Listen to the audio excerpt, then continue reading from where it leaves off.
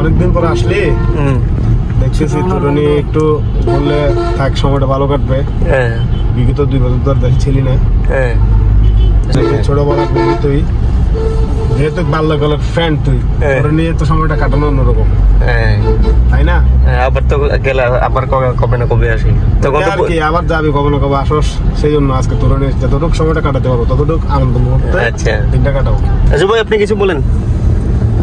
আমি কি বলবো, আমি তোমাদের সাথে ছাগলের 3বার বাচ্চার মতো আছি। তো এখন তোমরা ছোট ভাই, তোমাদের সাথে ঘোরাটা এখন আমার যায় না যদিও, তারপর আমরা ফ্রি বলে আমরা আসলে অন্যরকম বলে আমরা একসাথে চলতেছি। ছোট বড় কোনো ভেদাভেদ নাই, কি সমান মনে করি। আমি যেমন সবাই আমার মতো, আমি আবার সবার মতো, যেন সবার মন জোগায় চলতে পারি।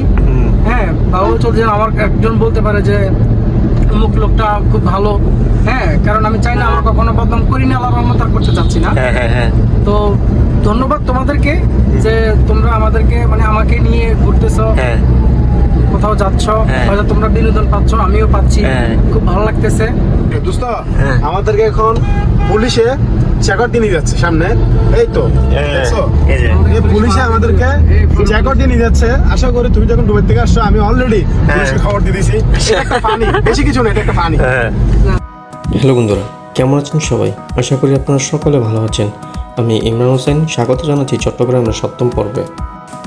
চট্টগ্রামের 3টি জায়গায় যখন ঘুরতে বের হয়েছিলাম, তখন চট্টগ্রামের কর্ণফুলী নদীর উপরে নির্মিত হওয়া শাহ আমানত সেতুতে বেশ কিছুক্ষণ কর্ণফুলী নদীর সৌন্দর্য উপভোগ করেছিলাম।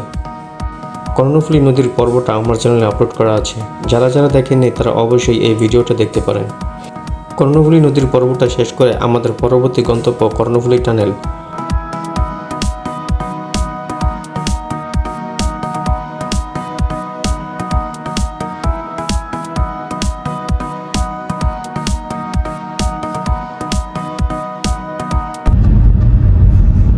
এখানে কি হয়েছে?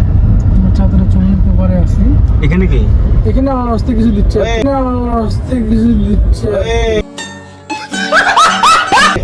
ব্যাংক মনে করেন শ্রমিকদের বেতন তুলতে স্যার। ও আচ্ছা, এখানে ব্যাংক থেকে টাকা নিচ্ছে। যাই হোক, শ্রমিক না?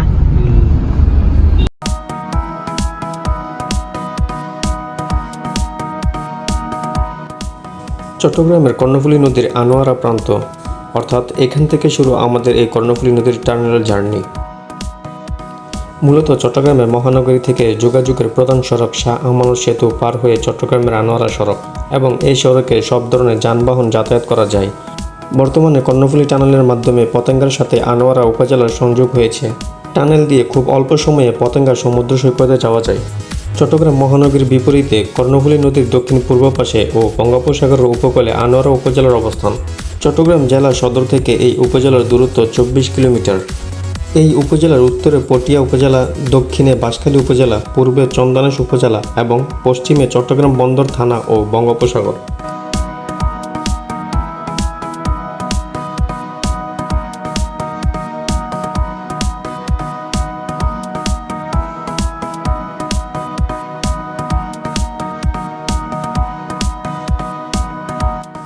আনোয়ারা হয়ে যখন আপনি কর্ণফুলী টানেলের দিকে যাবেন, তখন বিচিত্রময় আনোয়ারার সুন্দর এই গ্রামীণ পরিবেশটা আপনার নজরে প্রকাশ পাবে।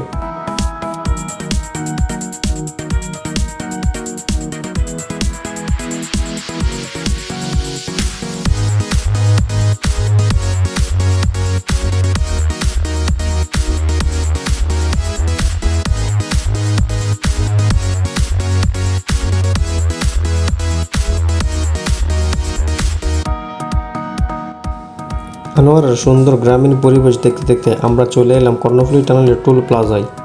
তবে বলে রাখা ভালো যে এই কর্ণফুলী টানেলের পূর্বের নাম ছিল বঙ্গবন্ধু শেখ মুজিবুর রহমান টানেল। মূলত আমার এই ভিডিওটি 2024 সালে জুনে ধারণকৃত ভিডিও, তাই এই ভিডিওতে এই টানেলের পূর্বের নামটি চলে এসেছে।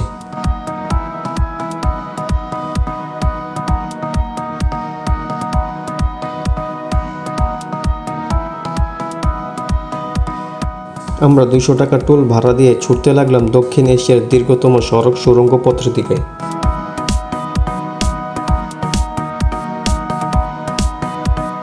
কর্ণফুলী টানেল হলো চট্টগ্রামের কর্ণফুলী নদীর নিচে অবস্থিত একটি সুড়ঙ্গ পথ। এই সুড়ঙ্গটি বাংলাদেশের প্রথম সুড়ঙ্গ পথ এবং দক্ষিণ এশিয়ায় নদী তলদেশের প্রথম ও দীর্ঘতম সড়ক সুড়ঙ্গ পথ। চীনা প্রতিষ্ঠান China communication and construction company limited এই সুড়ঙ্গের নির্মাণ বাস্তবায়ন করে। কর্ণফুলী নদীর মধ্যভাগে সুড়ঙ্গটি 150 ফুট গভীরে অবস্থিত।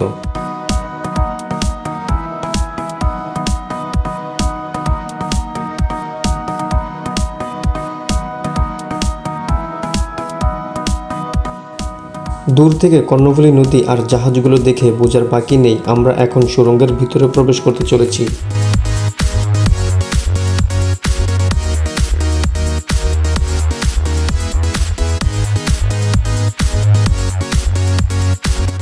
তবে হলুদ রঙের এই মনোরম দৃশ্যমান দেখে দৃশ্যটা ছিল আরেকটু রোমাঞ্চকর।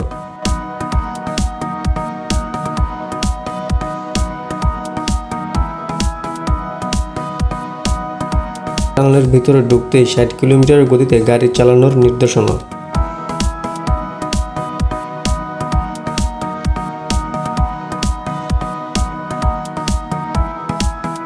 এখন আছি টানেলের ভিতরে, টানেলের ভিতর দিয়ে যাচ্ছি। দেখুন এখন বর্তমানে পানির নিচে আছে। এখন পানির নিচে আছি আমরা। সো আপনারা যেটা বুঝতে পারতেছেন যে এখন আমরা আছি পানির নিচে, আমরা এখন পানির নিচে দিয়ে যাচ্ছি। তবে আমার বন্ধু এই সুড়ঙ্গ পথটি ফাঁকা পেয়ে যেভাবে গাড়ি চালাচ্ছে মনে হচ্ছে আমরা রেসে নেমে পড়েছি।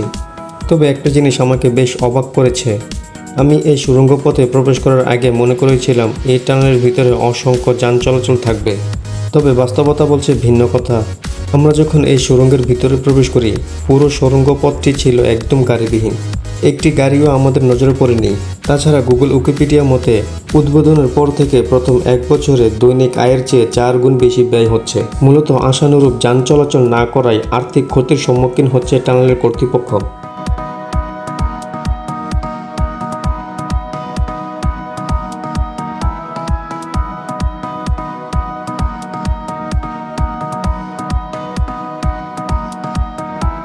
টানেলে ব্যবহৃত হয়েছে মোট 3টি রং, দুই পাশে দেয়াল রূপালী ও লাল, আর উপরের অংশে ব্যবহার হয়েছে কালো।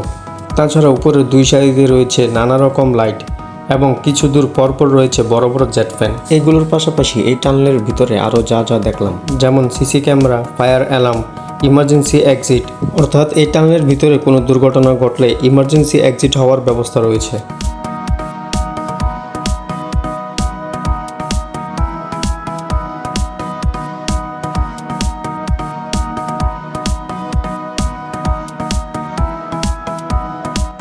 সুড়ঙ্গ পথটি জুড়ে আমি খেয়াল করেছি লোহার ছাঁকনি, অর্থাৎ ঢালু টানেলের ভিতরে পানি জমলে সেই পানি চলে যাবে এই ছাঁকনি হয়ে নিচের ট্যাঙ্কে।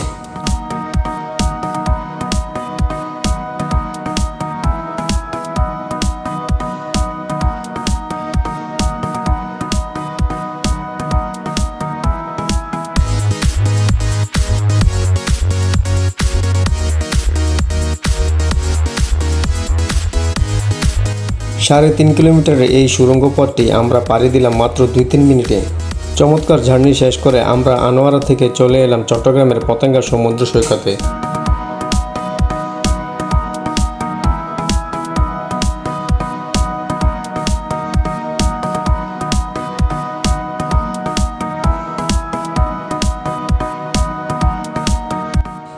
আমার নেক্সট ভিডিওতে আপনাদেরকে এই সৈকতের ভিডিওটি তুলে ধরবো ইনশাল্লাহ।